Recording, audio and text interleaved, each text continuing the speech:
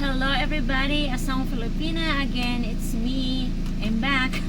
So I'm just back from buying this mount for a phone.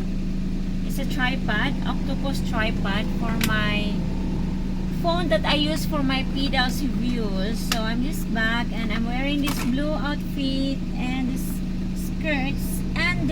skirts and also of course these wedges.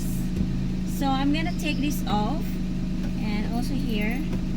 So help me take off my wedges.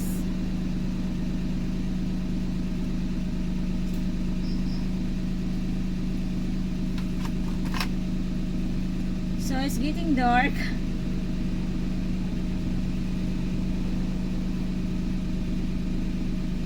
And then